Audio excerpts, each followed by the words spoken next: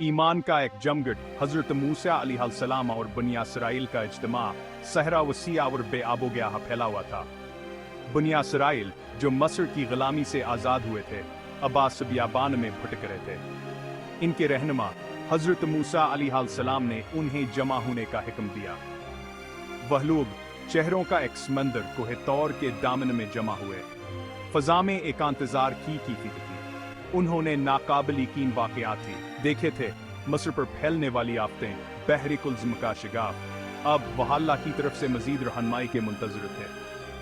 हजरत मूसा अलैहिस्सलाम जब अल्लाह ताला से इनकार अबथा थे, मुक़द्दसा अहकामात पहुंचाने के लिए तैयार थे।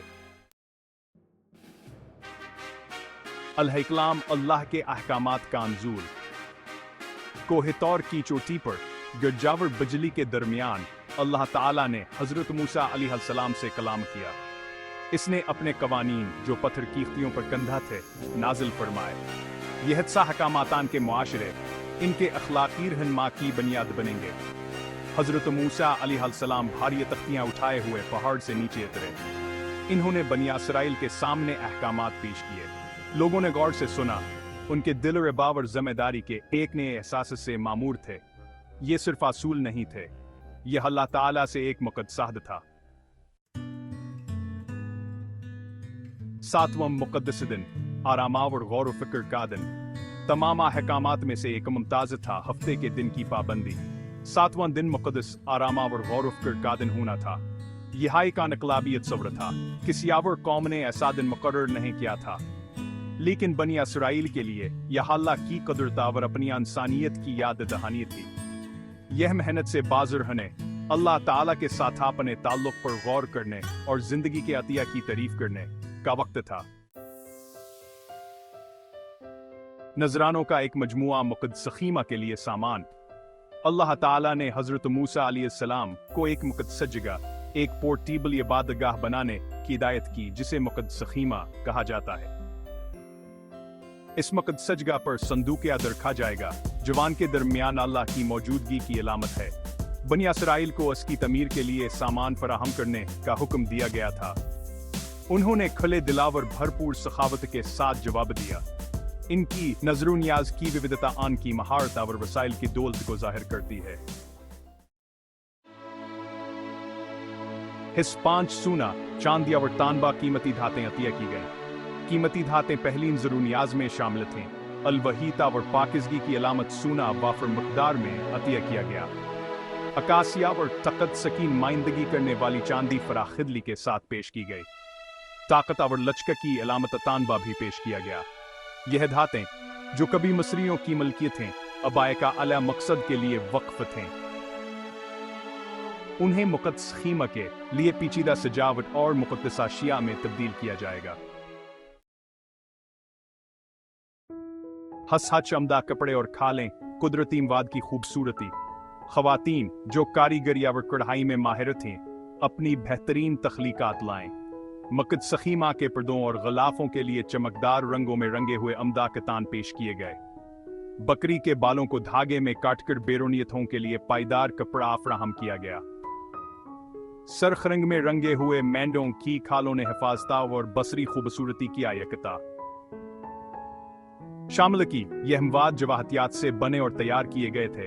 ख़वातीन की अकीदत और अल्लाह ताला के लिए एक खूबसूरत रहाइशगाह बनाने की ख्वाहिश की इकासी करते थे। हसाद, बसलीला और अहोलियाब अल्लाह ताला के चुने हुए हुनरमंद। अल्लाह ताला ने मुक़द्दस ख़ीमा की तामीर कैंगरानी के लिए मखसूस अफराद मुकर्रर किए। बसलीला और अहोलियाब जो अल्लाह ताला के रोह से मामूर थे, अपने गैर मामूली हन्नर की वजह से मुंतखब हुए। बसलील एक माहिर कारीगर, लकड़ी का काम, धात साजी और कीमती पत्थरों की तख्लीक का इल्म रखते थे। अहोलियाब जो यकसा हुनरमंद थे, कढ़ाई, कारीगरी और पेचीद हैंडमोनों के डिजाइन में महारत रखते थे। वो महज कारीगर नहीं थे, वह आला इल्हाम से भरपूर फनकार थे।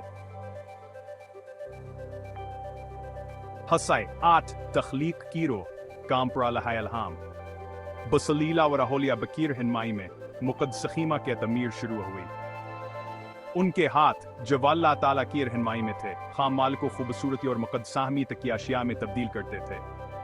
ہر تفصیل صندوق کے حد کے اوپر کندہ کیے گئے کربیوں سے لے کر مقدس کے مقدسوں کو گھیرے ہوئے کڑھائی والے پردوں تک ان کی متاثر کن کاریگری کی عکاسی کرتی ہے۔ مقدس خیمہ صرف ایک ڈھانچہ نہیں تھا، یہ الہ تعالیٰ سے متاثر ہو کر انسانیت خلیقیت کی طاقت کا ثبوت تھا۔ حسن و ایکم تحت کمیونٹی بنی اسرائیل کا مشترکہ مقصد مقدس خیمہ کی تعمیر بنی اسرائیل کے لیے ایک قوت متحد بن گئی۔ مرد اور عورتوں، جوان اور بوڑھے سبھی نے اپنی مہارت اور وسائل عطیہ کیے۔ انہوں نے انتھک محنت کی، ان کے دلائل کے مشترکہ مقصد سے معمور تھے۔ فضا میں سرگرمی، ہتھوڑوں کی آواز، چکروں کی گونج اور داؤں کی گونج تھی۔ اساج اجتماعی کوش نے ان کے کمیونٹی کے احساس کو مضبوط کی اور انکون کے ایمان کو گہرا کیا۔ حدث مقدس خیمہ کی میراث ایمان اور فرمان برداری کی علامت۔ مقدس خیمہ ایک بار مکمل ہونے کے بعد ان کے درمیان اللہ کی موجودگی کی ایک واضح یاد دہانی کے طور پر کھڑا تھا۔ یہاں کے ایمان ان کی فرمان برداری اور ان کی اجتماعی شناخت کی علامت تھا۔ جیسے جیسے وہ بیابان میں سفر کرتے تھے، مقدس خیمہ کے ساتھ جاتا تھا، امید کی کرناور اللہ تعالیٰ کے ساتھ آنے کے عہد کا۔ 11 نتیجہ عقیدے کی پائیدار طاقت۔ مقدس خیمہ کی تعمیر کی کہانی عقیدے کی پائیدار طاقت کا ثبوت ہے۔ بنی اسرائیل جو ایمان کی رہنمائی میں تھے اور ایک مشترکہ مقصد سے انسپائرڈ تھے، نے ایک مقدس جگہ بنائی جو آنے والی نسلوں کے لیے اللہ تعالیٰ کے ساتھ آن کے تعلقات کی وضاحت کرے گی۔ قربانی دینے کے آنے کی خواہش، کاریگری کے لیے ان کے لگن اور ان کی غیر متزلزل فرمان برداری آج بھی ہمیں متاثر کرتی ہے، ہمیں ان غیر معمولی چیزوں کی یاد دلاتی ہے جو بسوقت حاصل کی جا سکتی ہیں جب ہم کا اعلیٰ مقصد کے حصول کے لیے مل کر کام کرتے ہیں۔